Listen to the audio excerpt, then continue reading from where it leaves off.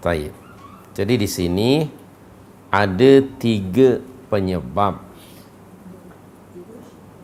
terhentinya pertolongan Allah kepada mereka. Okey? Ada 3 penyebab yang akhirnya mereka tidak mendapat pertolongan Allah secara sempurna dalam peperangan tersebut, bahkan mereka mendapat kekalahan. Yang pertama apa? Fashiltum. Yang kedua apa? Tanaza'tum fil amri. Yang ketiga, wa'asaitum.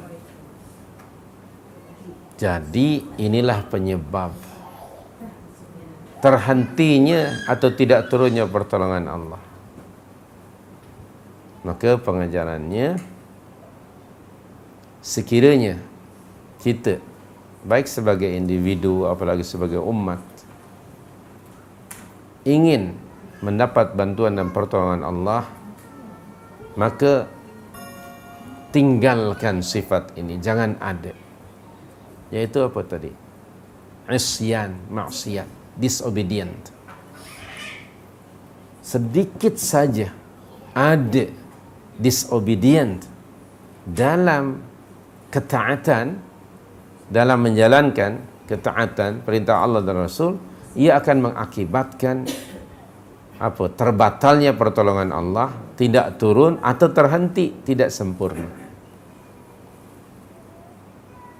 Antara maksiat yang dilakukan pada masa itu ialah mukhalafatu amrir Rasul, menyelisihi perintah Rasul.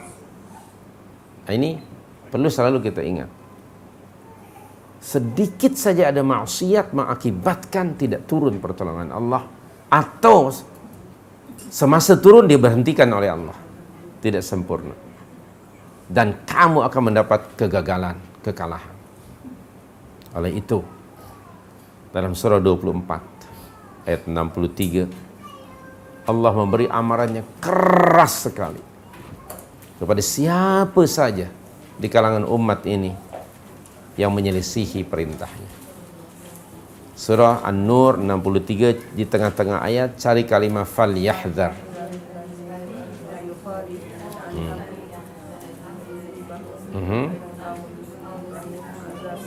Itu dia, ini ayatnya. Falyahdharil ladzina yukhalifuna an amrihi an tusibahum fitnatun aw yusibahum azabun alim. Terjemahan mana ayat? Maka apa?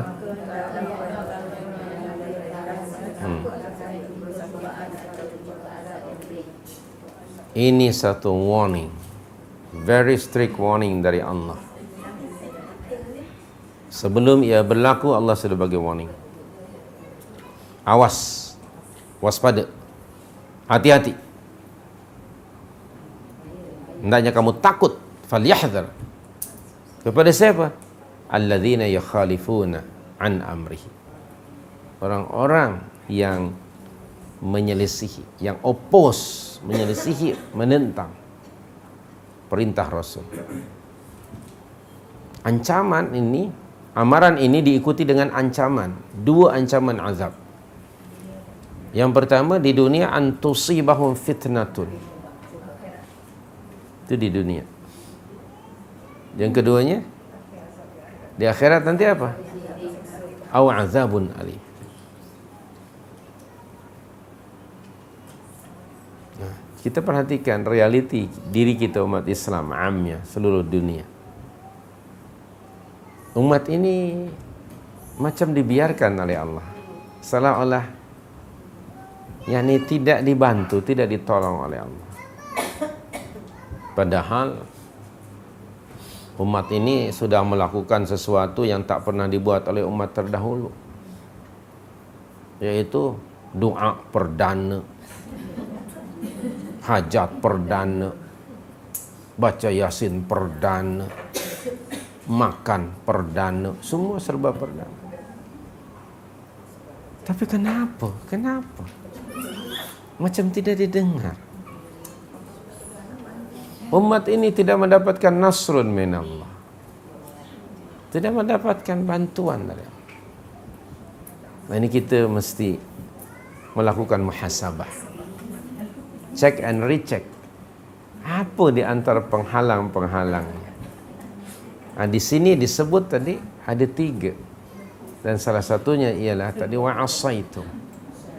Munaza'ah. Kalau kita lihat umat ini pada amnya selalu bermunaza'ah.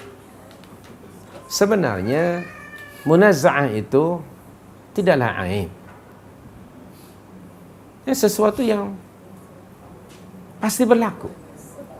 Yang namanya berbeza pendapat pasti berlaku di kalangan manusia. Di kalangan sahabat pun berlaku, apalagi lah orang lain atau generasi berikut. Tetapi apabila munaza'ah, jangan sampai ia menghancurkan, memusnahkan perkara-perkara yang asas, yang pokok.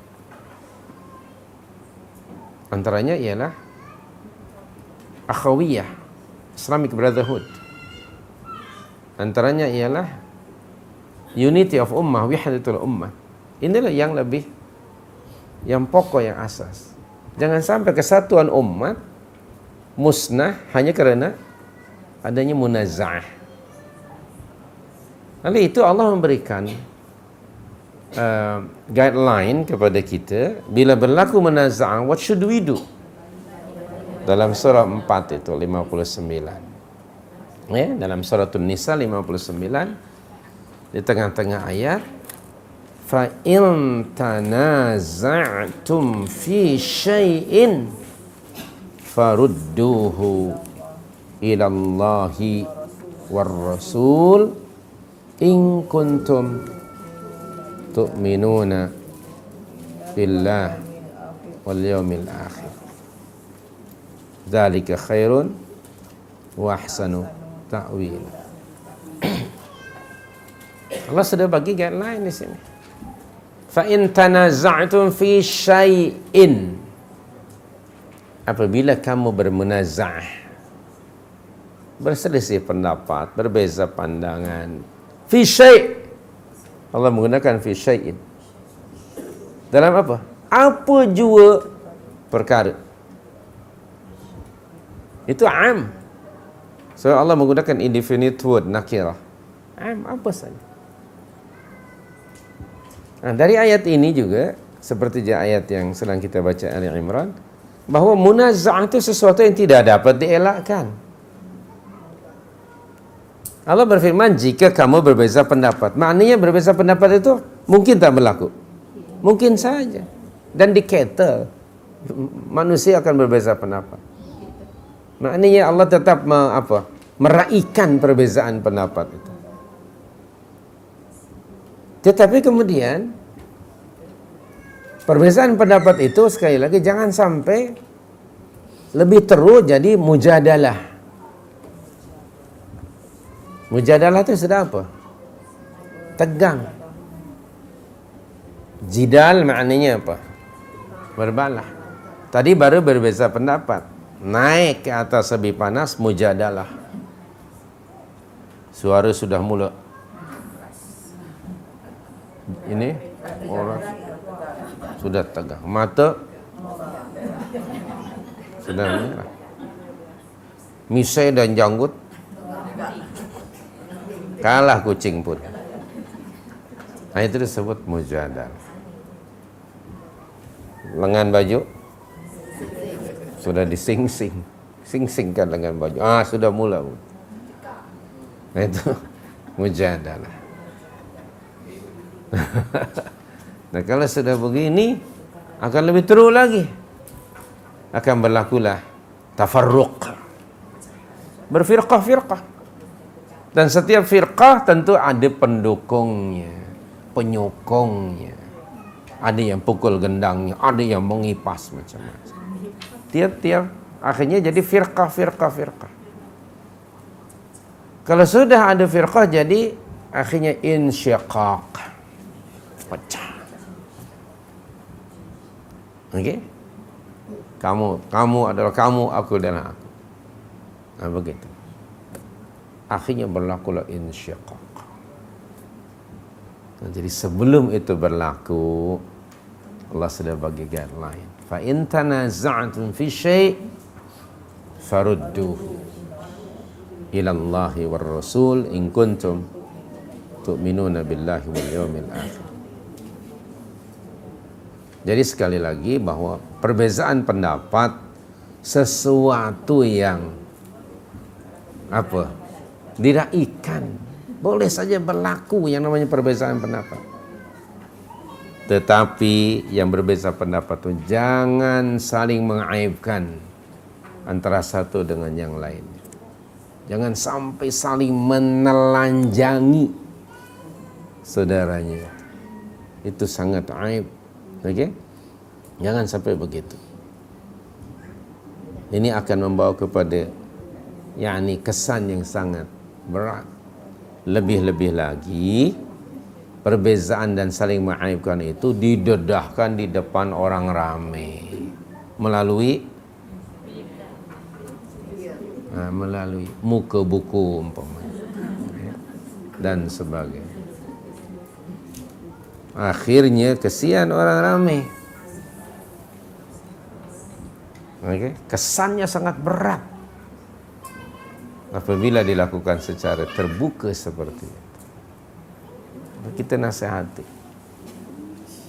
jangan sampai itu berlaku. Nanti orang ramai kehilangan thiqah. Orang ramai sudah tidak lagi percaya dan kecewa berat itu. Okay. Soal itu Allah yang Maha mengetahui. Fa in tanaza'tum fi syai' farudduhu ila Allahi war Rasul. Jadi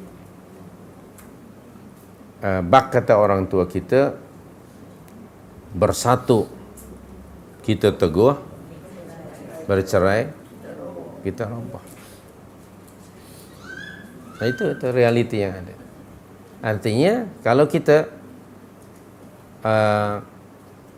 bersatu yaitu tauhidul kalimah, menyatukan arah pendapat dan bersatu, kita kan kokoh. Jadi di sini al-ijtima' bersatu itu akan menjadi sebab mendapat bantuan dan pertolongan Allah. Okey? Jadi di sini tauhidul kalimah akan menjemput, mengundang bantuan dan pertolongan Allah. Sebaliknya at-tafarruq akan menyebabkan tidak turunnya pertolongan Allah kerana sudah berpecah. Dan kalaupun pertama kali Allah memberi bantuan dan pertolongan, dia akan terhenti tidak sempurna hingga ke penghujungnya. Maka itu, ingat tak surah 3 ayat 103? Kan sudah hafal ya? Sudah kita baca sebelum ini. Bismillahirrahmanirrahim. Wa'tasimu bihablillahi jami'an wala tafarraq. Ada perintah berijtima' dan ada larangan tafarruq. Tidak ada al-ijtima' melainkan ala al-kitab was sunnah, ala al-islam. Okay. Kalau ada tafarruq, maknanya sudah keluar dari panduan agama. Kenapa? Kalau sudah tafarruq, akhirnya yang diikuti apa? Kalau sudah berfirqah, kepentingan diri. Kepentingan diri. Su'un niyah, mungkin niat yang kurang baik. Kerana nak barangkali menonjolkan kepentingan diri, kepentingan kelompok, kepentingan keluarga, kepentingan golongan. Su'un niyah, niatnya kurang baik. Ataupun mungkin mencari populariti, mencari nama, glamour, atau apa lagi, selebriti, apa istilahnya, untuk jadi orang selebriti. Niat ini sangat penting. Itu na'udzubillah min dzalik. Soal itu al-i'tisam billah, balik kembali ke sana. Dan kalau sudah pasti di dalam Quran dan Sunnah itu ada apa? Solution. Pasti itu. Karena memang Al-Quran diturunkan untuk to solve problem manusia. Dalamnya itu ada solution. Tidak ada solution yang lebih baik daripada apa yang Allah turunkan. Bukankah Allah menyatakan dalam surah 17 ayat 9? Bismillahirrahmanirrahim. Inna hadzal Qur'an yahdi lillati hi aqwa. Apa lagi selain daripada Al-Quran? Kemana kita merujuk kalau bukan ke situ? 15 ayat 9. Ayat 17. Astagfirullah. Okey, apa? Inna hadzal Qur'ana yahdi lillati hi aqwa. Wa yubashshirul mu'minina alladziina ya'maluna as-shalihat anna lahum ajran hasan. Jadi di situ Allah sudah menyatakan kembali kepada Allah, yang kepada Al-Quran dan kepada As-Sunnah. Baik. Karena tidak ada petunjuk yang lebih baik, okey, daripada Al-Quranul Karim, okey. Tidak ada perkataan guide dan lebih baik daripada itu, dan tidak ada petunjuk lebih baik daripada petunjuk Nabi sallallahu alaihi wasallam.